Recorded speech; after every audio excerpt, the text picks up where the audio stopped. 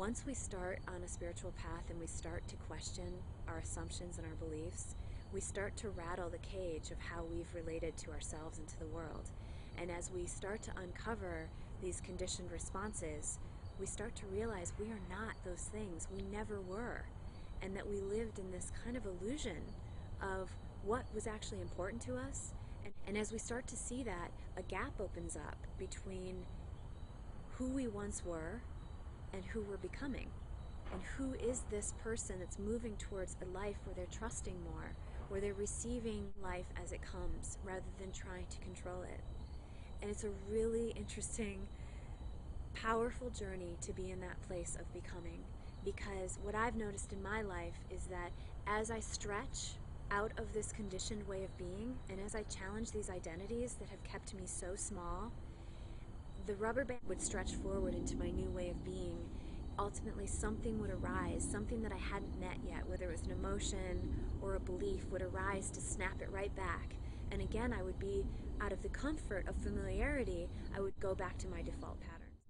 So the invitation in me sharing this is to start to notice in your life, how do you respond to being in this place of becoming? How do you bring the part of you that knows the fullness of what you are into business practices, into places where integrity and authenticity aren't always the forefront of what's being modeled, and they're not necessarily the mirrors that we're receiving that give us accolades or give us the knowing that we have security and foundation in our positions. And this is true for relationships as well. It's how do we show up with our family or our intimate partners or even our business partners in this place of becoming, because we no longer can go back to our default pattern. I really see this journey as a very powerful path that is requiring everything of us. And everything meaning giving up every idea of who we think we are and giving up every way that we've operated in the world to keep ourselves small and to keep ourselves safe. And for me, this journey is a direct correlation to the way that we work with our mind.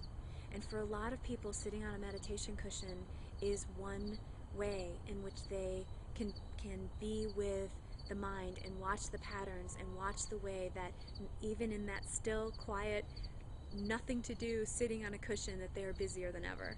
And for other people, there's other ways that they connect. So really, that's the beauty of being so individual and unique, that we all have a very unique path in the way that we connect to this beingness. So it really doesn't matter. The beauty is it's our individual journey to find out what is going to slow us down enough to work with this mind and the conditioning that is continually circling its familiar patterns, its familiar stories around and around and around. And the beauty of it is that we are always given a choice. When something arises, it's the more awareness we have, the more we can choose the thought or the emotion, the more we can also simultaneously choose what else is noticing this, what else is present. So what I've noticed in this gap that I referred to earlier of becoming is that one of the most challenging places for many people is, how do we bring this into our businesses? How do we bring this into our intimate relationships? And it starts with the conversation. How do we meet ourselves? How do we meet our thoughts, our beliefs, our emotions? How do we meet the fears that arise when we don't know? How do we meet the uncertainties of life? Ultimately, how do we live in the unknown? An authentic leader is willing. They are willing to stand before every story, every identity, every belief that has ever told them that they are something other than this spaciousness. The invitation that I'm offering is to ask yourself, how authentic am I in my life? What is most important to me about my being a leader in my life? So the last thing that I want to share is what my view is of me as a coach. My expertise is in holding the space for people to find their truth. As a coach, I'm in a constant state of evolution, and why it's so important for me to acknowledge that we're all on this journey together is that one of the things that I feel is a pivotal part of each one of our journeys is to have our own inner authority. So I don't ever take the view or the stance that I have something to offer that isn't already within you.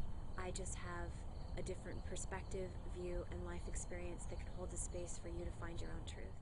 Because I've delved into the shadows in so many different ways in my life, I feel very comfortable and actually trust the beauty and the wisdom that can arise from going into places that aren't necessarily comfortable. So as a guide, I feel honored when I'm working with someone and it's clear that they're asking and ready to go into that territory, that I can be part of the journey with them. Thank you for taking the time to watch this video.